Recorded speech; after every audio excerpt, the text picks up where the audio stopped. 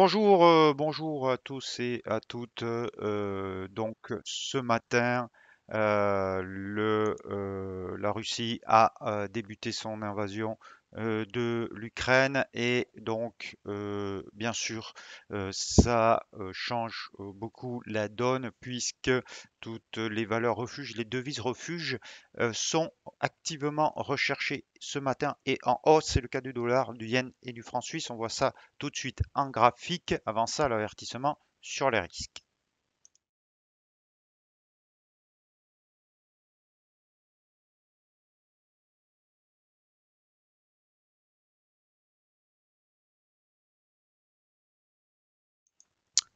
Voilà, alors avec à l'écran l'indice dollar qui, vous le voyez, a fait un bond ce matin.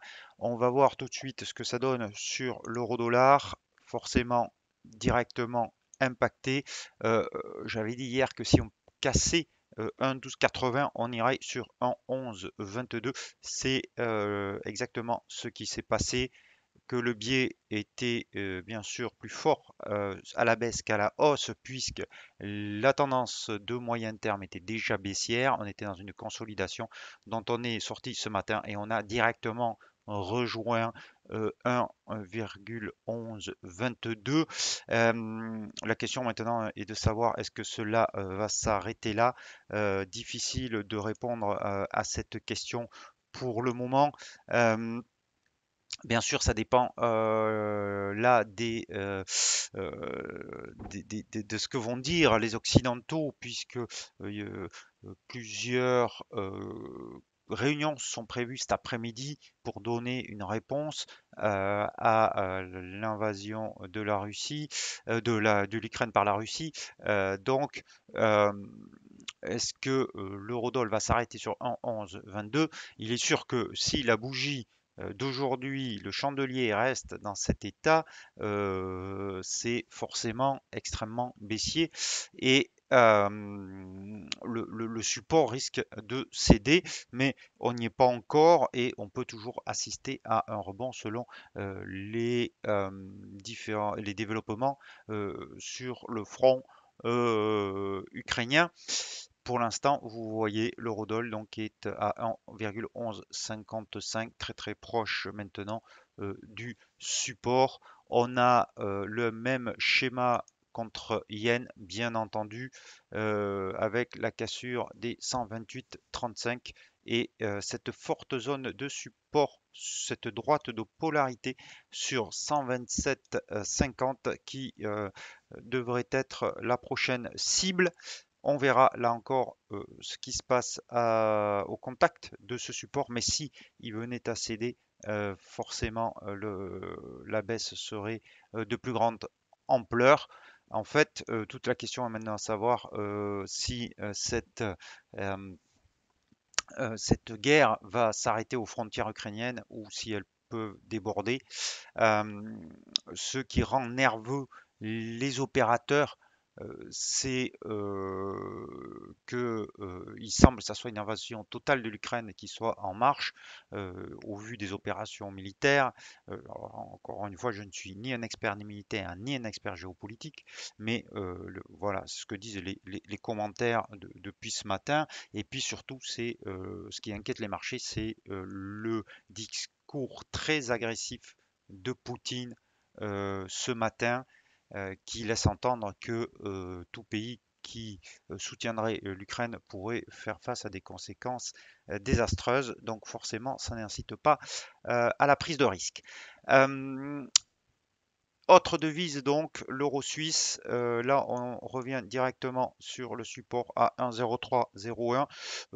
Sous ce support, il y a un support de très long terme à 1,0240. C'est un support, on va prendre de la hauteur, qui remonte ici à 1,0230 à avril 2015. Donc vous voyez, très très très ancien support. À voir donc si il tient sur l'horizon de temps quotidien. On est à 1,0310. Le câble, l'autre devise fortement impactée, puisque devise européenne, alors incroyable, hein, mais techniquement, c'est encore un rejet très fort de cette moyenne mobile à 200 périodes qui semble de plus en plus comme un obstacle infranchissable. Et maintenant, on s'en est fortement éloigné. Le prochain support sur le câble est à droite de polarité à 1,3358. Là aussi, on verra si on assiste à un rebond ou pas. Même chose, livre contre yen. On revient sur la moyenne mobile à 200 périodes 55,23. On peut regarder aussi les autres paires de devises majeures. Le dollar australien fortement en baisse aussi, qui rejette cette moyenne mobile à 200 périodes et donc ce niveau à 0,7315 dont je vous parlais hier, avec une belle étoile du soir pour l'instant, parce qu'il y a toute l'après-midi qui va se dérouler avec l'arrivée des Américains sur les marchés. On va voir si la panique un petit peu ambiante sur les marchés européens se transmet aux États-Unis, s'ils ont la même interprétation de la situation. Et alors, ça risque de durer un peu jusqu'à. Alors, il y a un G7 d'urgence, je crois, qui est convoqué. Macron doit parler aussi à la télévision. Et il y a une réunion de l'OTAN aussi en cours, donc, et des sanctions qui vont être annoncées, je crois, ce soir aussi. Donc, ça risque de dépendre de tout ça. Euh, donc, beaucoup d'événements à venir sur le front de la diplomatie, et non, elle est un petit peu morte, mais de la situation en Ukraine. Le dollar yen, lui, est stable. C'est bien la seule devise ce matin. Euh, donc voilà, je ne vous donne pas d'idées de trading parce que la situation est tellement volatile qu'il est difficile de faire du trading dans un marché comme celui-là. Il vaut mieux attendre que la situation s'apaise. Vous voyez que déjà l'euro et la livre sont très proches de supports importants et que forcément, s'il y a un sens pour l'instant avec la situation telle qu'elle est, c'est plutôt la recherche du yen, du franc suisse, voire du dollar contre livre et euro qu'il faut